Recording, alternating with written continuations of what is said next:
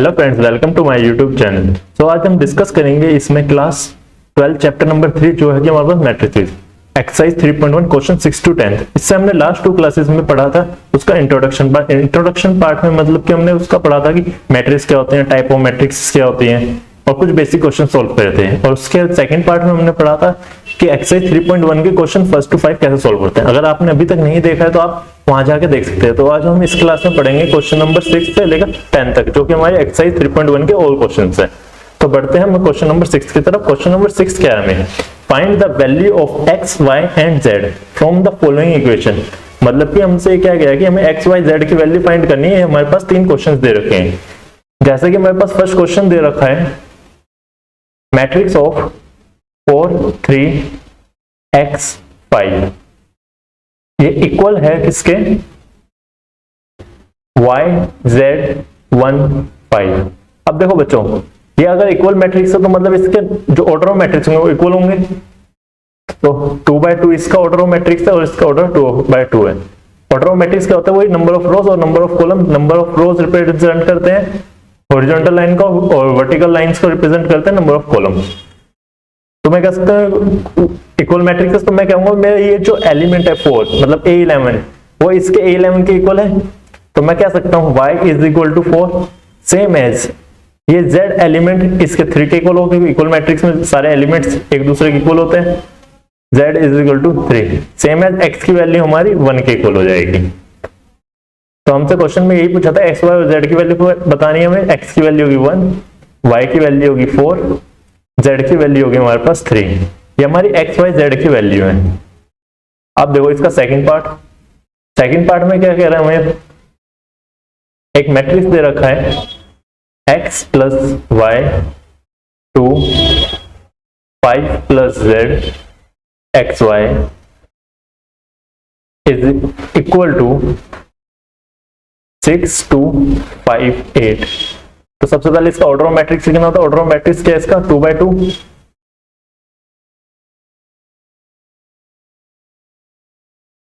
यहां पे मैंने ऑर्डर ऑफ मैट्रिक्स लिख लिया इसका 2/2। तो 2/2 इसके हर एलिमेंट इक्वल होंगे। जैसे x plus y is equal to 6, z is equal to 2 and 5 plus z is equal to 5। और ये z नहीं है हमारा 2 है।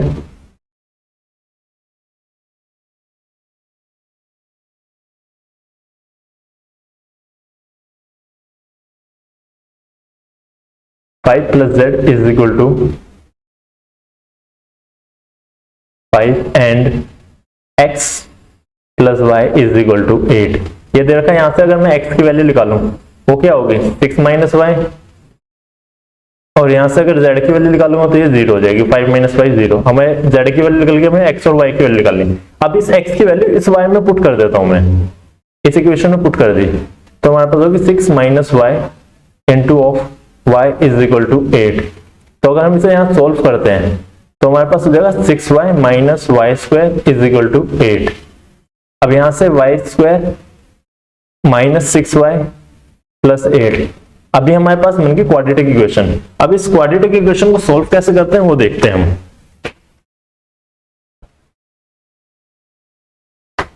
जो हमारे पास क्वाड्रेटिक इक्वेशन थी वो क्या थी हमारे पास? y स्क्वायर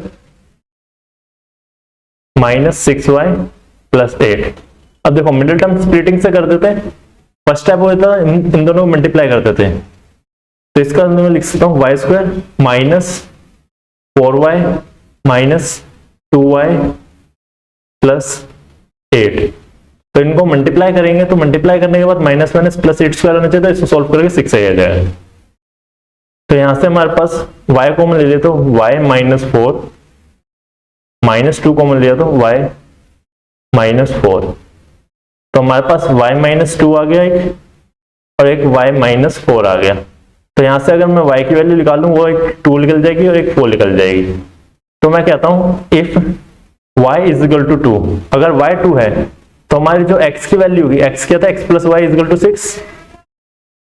हमारे पास ये था ना x plus y is equal to 6। तो यहां से x की वैल्यू क्या हो जाएगी? 6 माइनस वाई।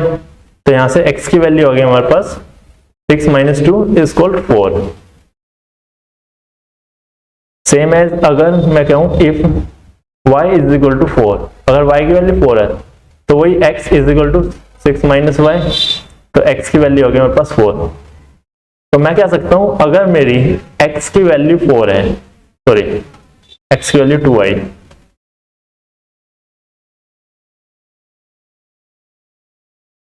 x की वैल्यू 2y कब, जब y 4 है और z की वैल्यू तो 0 है ही। सेम है अगर दूसरी कंडीशन पूछें x की वैल्यू 4 जब आएगी जब y की वैल्यू 2 होगी, इस केस में भी z 0 ही आएगा। अब देखो ये दोनों ही आंसर हमारे करेक्ट हैं। अगर चेक करना हो तो आप x, y और z की वैल्यू इसी मैट्रिक्स में पुट कर सकते हो। x प्लस y, x की वैल्यू हमारी क्या थी 2 और y की वैल्यू 4 थी, 2 + 4 6 से 6 इक्वल है। अब देखो ये जो हमारा थर्ड क्वेश्चन है इसमें x plus y plus z 9 दे रखा है, x प्लस z 5 दे रखा है, y प्लस z 7 दे रखा है। वो ये एक एक सॉल्व करना फिर उसमें पुट कर देना। आई होप आप कर लोगे, अगर नहीं होते तो आप मुझे नीचे कमेंट सेक्शन में बता देना, मैं आपको इसका डाउट सेशन लूंगा जब जिस दिन, उस दिन आपको सॉल्व करके बता दूंगा। अब बढ़ते हैं हम अपने अगले क्वेश्चन की तरफ जो है क्वेश्चन नंबर 7। देखो क्वेश्चन नंबर 6 और 7 एकदम सिमिलर है, उसमें x y z की वैल्यू फाइंड करनी थी, इसमें अब a b c d find करनी है। तो इसमें जो क्वेश्चन है find the value of a b c and d from the equation, और इक्वेशन हमारे पास a minus b, sorry matrix हमारे पास a minus b 2a plus c 2a minus b 3c plus d matrix close. अब इसका order भी लिखे हो साथ के साथ 2/2 जो कि इक्वल हमारे पास किसके -1 5 0 13। अब यहां से वो इक्वल करते हैं हम, मैं लिख दूंगा a minus b is equal to -1 और यहां से आ गया 2a plus c is equal to 5, ये आ गया हमारे पास 2a minus b is equal to 0 और यहां से आ गया 3c plus d is equal to 13। अब यहां से a की वैल्यू में पूछ तो a की वैल्यू क्या हो जाएगी b माइनस 1, ये हमारी फर्स्ट इक्वेशन है, ये हमारी सेकंड इक्वेशन है, ये थर्ड इक्वेशन है और ये हमारी फोर्थ इक्वेशन दे रखी है। अब ये जो फर्स्ट इक्वेशन है वो मैंने थर्ड इक्वेशन में पुट कर दी, तो एक ही जगह वो लिख सकता हूं मैं b minus 1 minus b is equal to 0, तो मेरे पास हो गया 2b minus 2 minus b is equal to 0। अगर यहां से मैं b की वैल्यू पूछूं तो b की वैल्यू सॉल्व करके आ जाएगी हमारे पास क्या 2। b की वैल्यू अगर हमारे पास 2 है तो a में पुट कर दो वापस, a is equal to 2 minus 1 is a की वैल्यू भी आ गई बस 1। a और b की वैल्यू आ गई, अगर a की वैल्यू 1 है तो इसमें मैं पुट करता हूं 2 × 1 plus c is equal to 5, यहां से c की वैल्यू हमारे पास 3 आ जाएगी। अब c की वैल्यू 3 निकल गई तो फोर्थ इक्वेशन में पुट कर दिया मैंने 3 × 3 plus d is equal to 13, यहां से d की वैल्यू क्या आ जाएगी 13 माइनस 9 4, यहां से a b c d की वैल्यू निकल गई। अब देखो इसको चेक करना हो कि हमें सही है गलत है तो मैं आपको चेक करके बताता हूं। जैसे कह रहा है हम a minus b is equal to -1, a की वैल्यू 1 थी, b की वैल्यू हमारे पास 2 थी, हमें कंडीशन दे रखी थी a माइनस b है वो किसके इक्वल है -1 के, तो 1 माइनस 2 इज इक्वल टू -1, तो मैं कह सकता हूं -1 इज इक्वल टू -1। a और b की वैल्यू कंडीशन सही होगी। अब c और d का देखिए, c और d फोर्थ इक्वेशन में जिसमें 3c plus d is equal to 13 दे रखा है, 3c plus d is equal to 13। अब यहां पे देखो c की वैल्यू क्या दे रखी है हमें, c की वैल्यू तो हमें 3 दे रखी है और d की वैल्यू 4 दे रखी है, c की वैल्यू 3 है और d की वैल्यू 4 है। आपको चेक करना होगा तो आप कर सकते हो ऐसे, तो 9 9 प्लस 4 13 और ये 13 13 के इक्वल आ गया, तो मैं कह दूंगा मेरी a b c d की वैल्यू सही है। तो मैं फाइनली कहता हूं मेरी a की वैल्यू थी 1, b की वैल्यू थी 2, c की वैल्यू थी 3 और d की वैल्यू थी 4। आप इसको ऐसे भी सब चेक भी कर सकते हो देखने के लिए a b c d सही है गलत है। जैसे कि आपको पता है आपके फर्स्ट टर्म में MCQ को आने वाले हैं तो आप उसको इजिली ऐसे कर सकते हो। अभी मैंने कहा था आपके जो नवंबर में जो एग्जाम होंगे उसमें MCQ होंगे, और MCQ में हम कुछ क्वेश्चंस कर लेते हैं MCQ जो NCERT बेस्ड है। हम सेपरेटली भी 100 क्वेश्चंस करेंगे, 5 सेक्शन में करेंगे 20 के 5 में, मतलब हर वीडियो में वो रहेंगे 20 क्वेश्चंस रहेंगे जो इजी लेवल से लेकर टफ लेवल तक देख रहे हैं। हर चैप्टर का आप 100 MCQ कर लोगे तो इनफ है, बट उसके पहले आपको चैप्टर समझना पड़ेगा। जैसे A इक्वल टू आई जे दे रखा है, इज अ स्क्वायर मैट्रिक्स, ये हमें पास स्क्वायर मैट्रिक्स दे रखे हैं। A equal to A I J M into N. अब ये स्क्वायर मैट्रिक्स है, स्क्वायर मैट्रिक्स में मैंने कंडीशन बताई जब भी m की वैल्यू n के इक्वल होगी तो इसका ऑप्शन नंबर सी सही होगा।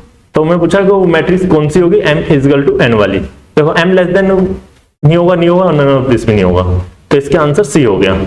तो स्क्वायर मैट्रिक्स में वही होता है number of rows equal to number of column, क्योंकि उसके सारे एलिमेंट सेम होते हैं, मतलब कि उसमें स्क्वायरिंग का चलता है। अब देखते हैं क्वेश्चन नंबर 9। क्वेश्चन नंबर 9 में क्या है, which of the given value x y z making the following pairs of matrix is equal 3x plus 7 5 is equal to 0 y plus 1 2 minus 3x is equal to another matrix of 0 y minus 2 8 और 0। जैसे question number हमने 4th और 5th देखा था वैसे ही question number question number 6 7 देखा था, वैसे क्वेश्चन नंबर 9 है। इसमें पूछा हमें x और y की वैल्यू क्या होगी, ऑप्शन में होगी, ऑप्शन दे रखे हैं ABCD। अब इसमें से हम निकालते हैं। हमारे पास एक मैट्रिक्स दे रखा था 3x plus 7 5 और y plus 1 2 minus 3z is equal to 0 y minus 2 8 4। अब देखो इसका ऑर्डर मैट्रिक्स क्या होगा 2/2, इसका भी ऑर्डर मैट्रिक्स हमारा 2/2। अब देखो अब इसका जो वैल्यू होंगी वो इक्वल कर देंगे। 3x plus 7 is equal to 0, यहाँ एक ये चीज कंडीशन है गिवन है, एक y plus 1 is equal to 8 given है और एक 2 minus 3x is equal to 4 given है। देखो बेटा इसमें अगर दो x की वैल्यू निकलती है तो x की वैल्यू हमेशा इक्वल होनी चाहिए, अगर x की वैल्यू इक्वल नहीं है तो ये हमारा सॉल्व नहीं होगा मैट्रिक्स। तो इसमें x की वैल्यू हो जाएगी -7/3, y की वैल्यू क्या होगी 7 और यहां से x की वैल्यू आ जाएगी -2/3। अब देखो इसमें हमें x की वैल्यू दो निकल गई, -2/3 और एक x 7/3। बच्चे क्या करते हैं कि देखा ऑप्शन नंबर सी में -2/3 है और y 7 दे रखा है तो वो जाके ऑप्शन नंबर सी करेक्ट कर देते हैं, बट इसका ये आंसर सी नहीं होगा, क्योंकि इसमें हमेशा याद रखो इक्वल मैट्रिक्स वही मैट्रिक्स होगी जिसमें x y z तीनों की मैट्रिक्स की वैल्यू सेम होगी। तो हम क्या देंगे इसमें x is not a unique, so not possible to find. तो हम इसको पॉसिबल नहीं कर सकते, पॉसिबल टू फाइंड। तो इसका ऑप्शन हम किस पे जाएंगे, ऑप्शन नंबर बी पे। अब देखते हैं नेक्स्ट क्वेश्चन जो कि हमारे पास क्वेश्चन 10 और एक्सरसाइज का लास्ट क्वेश्चन। याद रखना आपके पेपर में जो भी होंगे एमसीक्यू क्वेश्चंस होंगे, एमसीक्यू क्वेश्चन आप जब भी कर पाओगे जब आप बेसिक कॉन्सेप्ट चैप्टर का समझ लोगे। तो इसलिए आपको चैप्टर की हर एक्सरसाइज करनी पड़ेगी, आपको अंडरस्टैंड करना पड़ेगा उसको थोड़ा बेसिक कॉन्सेप्ट, जब भी आप एमसीक्यू पढ़ा दोगे। ये लास्ट क्वेश्चन देखा था, number of all possible matrix order of 3/3 and each entry of the 0 to 1। तो अब मुझे बताओ इसमें टोटल नंबर ऑफ ऑर्डर क्या दे रखे हैं, टोटल नंबर ऑफ एलिमेंट्स, इसके नंबर ऑफ एलिमेंट्स क्या दे रखे हैं, मैंने कहा था 3 into 3 है, जो ऑर्डर ऑफ मैट्रिक्स होता है वही इसका वो होगा, मतलब एलिमेंट्स दे रखे होंगे। जब भी देखो हमें कितने एंट्री बोल रही है वो, ईच एंट्री हमारे पास कितनी 0 और 1 की, और जब भी 0 और 1 की एंट्री हो मतलब कि हमारे पास 2 चल रही होंगी, 2 से ज्यादा तो कोई एंट्री नहीं है, ठीक है। अब जब भी हमें इसका निकालना हो तो इसमें जब 2 एंट्री दे रखे 2 की पावर m into n चल जाता है। अब m into n क्या है, नंबर ऑफ एलिमेंट्स जो दे रखे हैं। 2 into 9, अगर 2 की पावर 9 सॉल्व करते हैं मतलब 9 times 2 into 2 into 2 2 into 2 into 2, ऐसे 9 टाइम्स करते हो। अगर आप इसे सॉल्व करते हो 2 4 4 2 8 8 2 16 16 32 32 into 2 64 64 into 128 128 256 256 into 2 512। तो इसका आंसर हो गया 512, मतलब इसमें हमारे पास ऐसे पॉसिबल ऑर्डर 512 हो जाएंगे। तो option number D is correct, 512। I hope आपको समझ में आया होगा कि हमने 6 to 10 में क्या पढ़े। 6 to 10 में बहुत इजीली क्वेश्चन थे, आप इजीली आप सॉल्व कर लोगे, बस थोड़ा है कि बेसिक कॉन्सेप्ट आपको सब पता होना चाहिए, जो मैं इंट्रोडक्शन में पहली इसकी वीडियो में बता चुका हूँ। ये हमारा सेकंड पार्ट था, आई होप आपकी एक्सरसाइज क्लियर होगी। आप अगर मुझे बोलोगे तो मैं हर वीडियो में अलग अलग क्वेश्चन की आप सॉल्व करके दे दूंगा। वैसे मैं सोच ही रहा हूँ कि नेक्स्ट वीडियो से आपका हर क्वेश्चन की अलग अलग वीडियो प्रोवाइड करूँ, जिससे कि जिस बच्चे को कौन से क्वेश्चन में डाउट होगा आप वो डायरेक्टली उस वीडियो पे जाके गो थ्रू कर लोगे, मतलब कि देख लोगे। आई होप आपको समझ में आया होगा। जो भी आपको सुझाव हो या कुछ भी मेरे को शिकायत हो तो आप नीचे मुझे कमेंट सेक्शन में बता सकते हैं। मिलते हैं फिर हम नेक्स्ट वीडियो में एक्सरसाइज 3.2 के साथ। जय हिंद, वंदे मातरम।